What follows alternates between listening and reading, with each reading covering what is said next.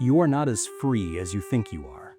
The career you're grinding for, the body you're punishing yourself to build, the money you're chasing, the image you're constantly adjusting and presenting and worrying about. You tell yourself these things are your choices, your goals, your vision for your life. They're probably not. Underneath all of it, underneath the ambition, the self-improvement, the late nights, the discipline you're so proud of, there is something else running. Something older than your personality, older than your upbringing, older than the culture that shaped you. Something that has been quietly steering your decisions your entire life while you were busy believing you were the one driving. The need to be chosen. Not the need to be happy, not the need to find meaning. The need to be selected, to be looked at by the people around you and deemed valuable enough to want. To exist in the eyes of others as someone worth attention, worth desire, worth remembering. This is the engine most human beings never look at directly. Not because they can't, because when you follow it far enough, it doesn't just explain other people's behavior, it explains yours. Look at the people around you. A man who hasn't slept properly in years because he cannot stop working. Not because he needs the money, not because he loves the work, but because stopping feels like disappearing. A woman who has made her body a permanent project, always almost there, never quite finished, never quite satisfied with what she sees. People spending money they don't have on things they don't need. People lying awake at night haunted by the feeling that they are somehow not enough, not attractive enough, not successful enough, not impressive enough. For whom? They couldn't tell you. The audience is never quite specified. It shifts. Sometimes it's a specific person, sometimes it's everyone. Sometimes it's a vague, faceless mass of observers whose approval they have been unconsciously courting for decades. These stories all look different on the surface. One is about ambition, one is about fitness, one is about lifestyle, one is about insecurity. But if you follow each of them far enough down, the same engine is running underneath all of them.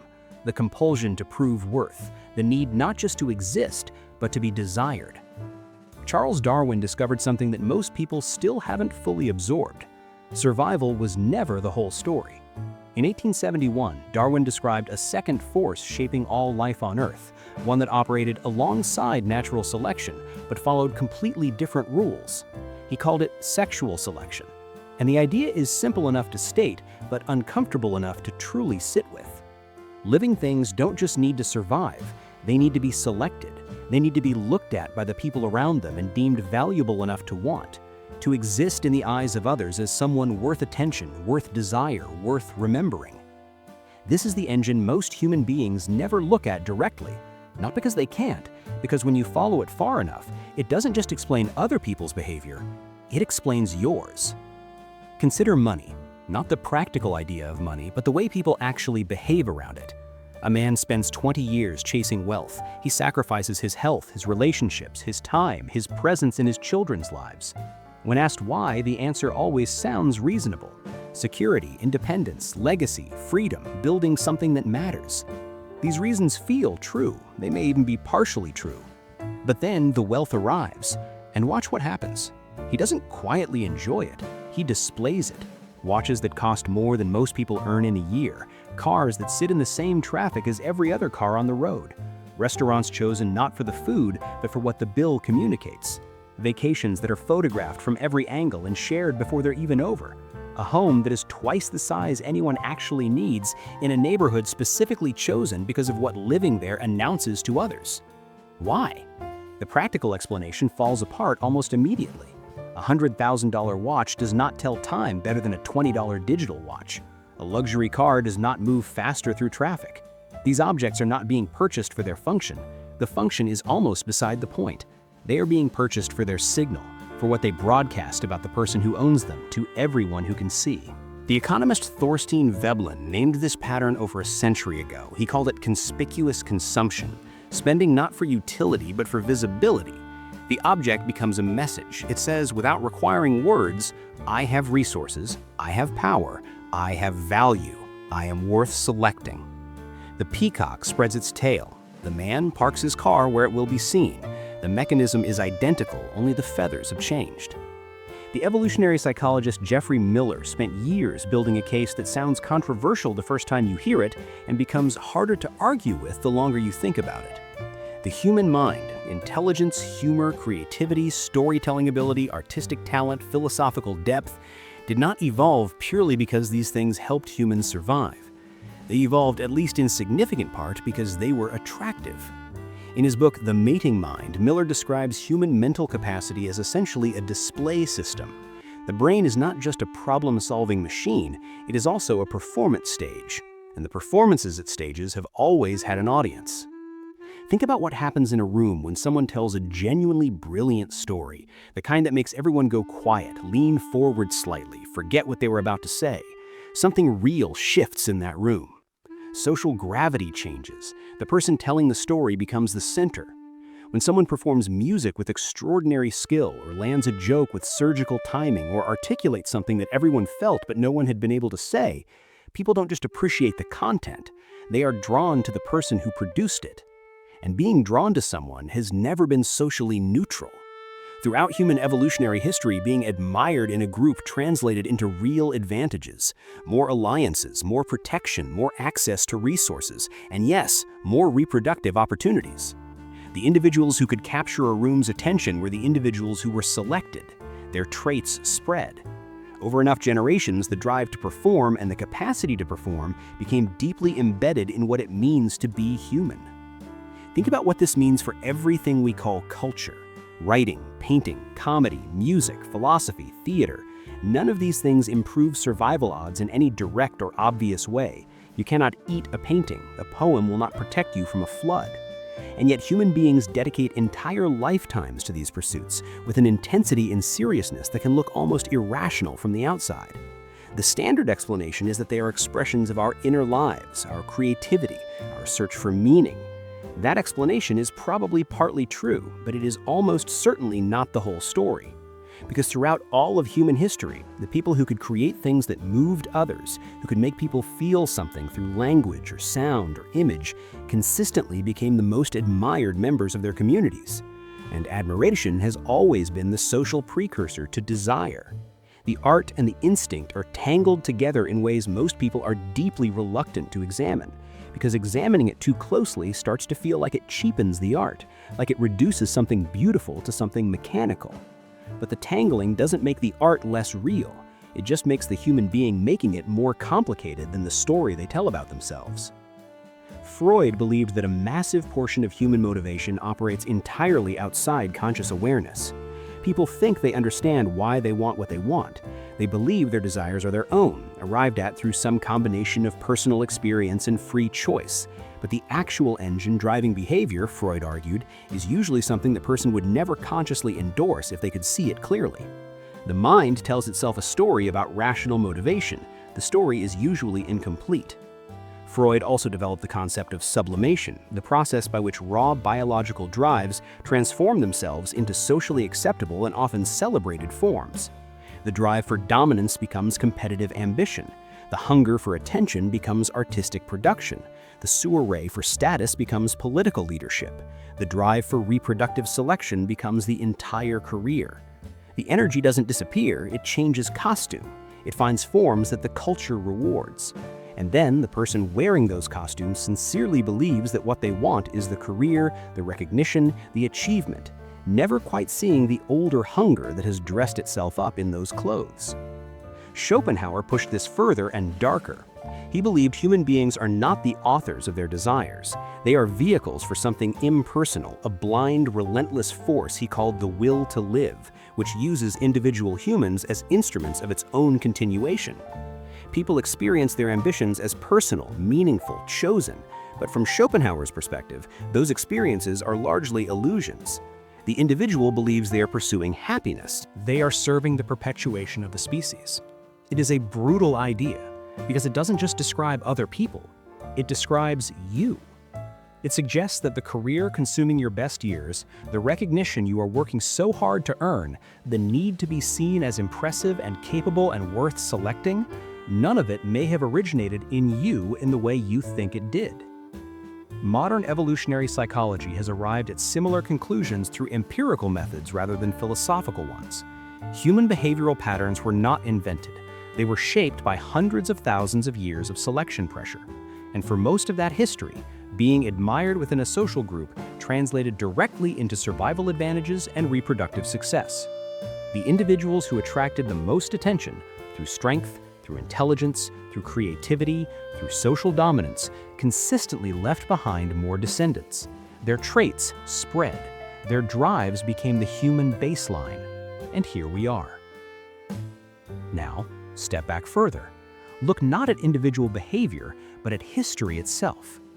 History narrates itself in the language of grand purpose, destiny, progress, the march of civilization, great leaders making noble sacrifices, the arc of human events bending slowly towards something better. It is a story that flatters everyone in it. But read the actual record of what powerful people did when they had consolidated power, and another pattern keeps surfacing. Rulers throughout history did not simply govern. They built monuments designed to outlast them by millennia. They commissioned enormous statues of themselves and placed them at the entrances of cities. They renamed those cities after themselves. They wrote their names on buildings, on laws, on coins. They demanded titles that encoded their superiority into the language people used every day. They were not just ruling, they were broadcasting. They were signaling their value to audiences that didn't yet exist, trying to be chosen, admired, revered, remembered by generations they would never meet.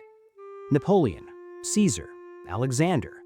The histories call it ambition, vision, greatness, legacy. But strip away the reverence and read it plainly, and sometimes it looks remarkably like the same anxiety that keeps ordinary people awake at 3 in the morning, wondering if they are impressive enough, successful enough, admirable enough to matter. Just played out at a world historical scale, with armies, with empires, with architecture built to survive thousands of years. The need to be chosen does not have a natural ceiling. It scales with whatever power is available to express it. And this means that some portion of human civilization itself, the art, the architecture, the political structures, the wars that scientific achievements announced with fanfare, may carry within it the traces of something much more primitive than the noble language used to describe it. The ancient, wordless, biological need to stand out, to be admired, to be selected as significant. Now, consider the world you are actually living in right now. For the first time in human history, the basic survival problems have been largely solved for a significant portion of the global population. Most people reading this or watching this are not facing starvation. They are not being hunted. They are not dying from infections that once wiped out entire populations in weeks. The predators are gone. The winters are heated. By any prior standard, by any standard that would have been comprehensible to a human being living 500 years ago, modern life is almost incomprehensibly safe. And yet, anxiety is everywhere. Depression is rising. People describe a persistent, low-level sense of inadequacy that seems completely disconnected from any material reality. The language of not being enough has become the background noise of modern life. Not successful enough, not attractive enough, not impressive enough, not admired enough. The survival crisis has been replaced by a recognition crisis. And social media is the machine that made it visible and made it permanent. Before social media, humans compared themselves to roughly 30 to 150 people in their immediate social environment. That was already enough to generate significant psychological pressure. But social media took the comparison mechanism, which evolved for small tribal groups in a world where your social circle was the entire world you knew, and pointed it at millions of people simultaneously. Not real people living real lives, optimized signals, curated performances, bodies shaped by years of extreme effort presented as the natural result of a healthy lifestyle, career achievements announced with practiced casualness, relationships photographed at their best moments and offered as evidence of an extraordinary life, highlight reels presented as ordinary days. The brain doesn't know the difference. It receives this information and immediately begins the ancient comparison process it was built for, and the result is entirely predictable. Ordinary life, which is almost all of what actual life consists of, starts to feel like failure by comparison. People spend significant portions of their day constructing signals. The right photo, taken and deleted and retaken until it looks effortless. The right caption, the right impression, the right announcement of the right achievement at the right moment. This isn't simple vanity. This is a biological drive, shaped over hundreds of thousands of years to motivate status signaling within small social groups, meeting a machine specifically designed to stimulate it without limit, without rest, without any point at which it could possibly be satisfied. The peacock's instinct, inside an infinite mirror. Here is the problem that sits at the center of all of this. Admiration is not stable ground. It lives inside other people's heads, and other people's heads are not reliable territory to build a life on. What impresses people today becomes ordinary tomorrow. Status is relative and always shifting. Beauty fades and standards change. The career that once marked someone as exceptional eventually becomes the minimum expectation for someone of that age and background. And when your fundamental sense of your own value is dependent on the quality and quantity of attention you receive from others, you have built on sand. Psychologists call this the status treadmill. The more you achieve in pursuit of admiration, the more the comparison point shifts. Someone always has more. Someone always looks more successful, more impressive, more together. The finish line does not exist. It is a horizon, and the faster you move toward it, the faster it retreats. This is not a design flaw in you. It is a feature of the system. The biological drive to signal value does not have a satisfaction point built into it. It does not produce a message that says, "You have now been chosen sufficiently, you can rest." It was never designed to produce that message. It was designed to keep you competing, displaying, performing. Because in the ancestral environment, stopping meant falling behind. Falling behind meant being passed over. Being passed over had real consequences. The consequences no longer exist in the same form, but the drive is still running, still pushing, still telling you that whatever you have is not quite enough, that whoever you are is not quite impressive enough, that the next achievement, the next level, the next signal will finally be sufficient. It won't be. That's not how the system works. So what do you actually do with this? The point is not to conclude that life is meaningless or that nothing you do matters. The point is not that your creativity is fake because it has biological roots, or that your ambitions are worthless because they were partly installed in you by evolutionary pressure. Everything about you has biological roots. Your capacity for love, your experience of beauty, your ability to feel wonder. None of that is cheapened by understanding where it came from. Why do I actually want this specific thing?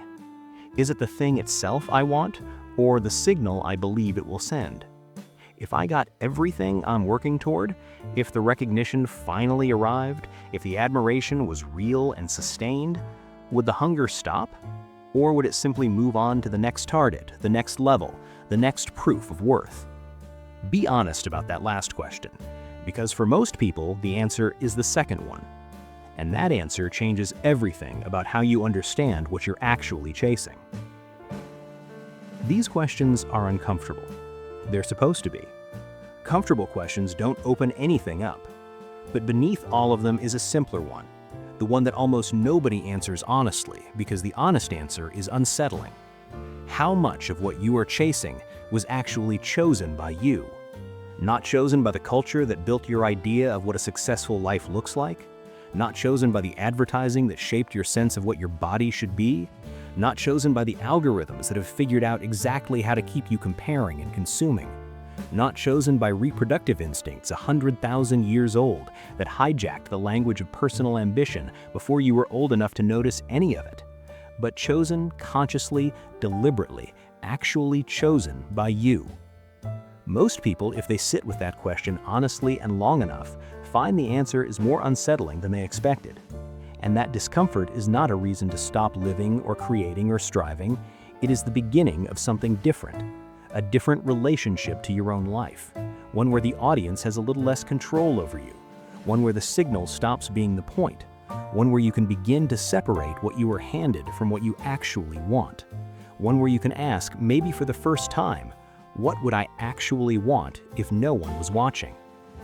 Most people never get there, not because they can't, but because the system has a strong interest in making sure they stay too busy performing to ever ask the question. If you stayed with all of this, you already have more tolerance for uncomfortable ideas than most people do. These questions don't make life easier in the short term. They complicate things. They make certain ambitions harder to pursue without awareness of what's underneath them. But they make life clearer. And clarity, even when it costs something, even when it dismantles a story you liked about yourself, is worth more than the comfort of never looking.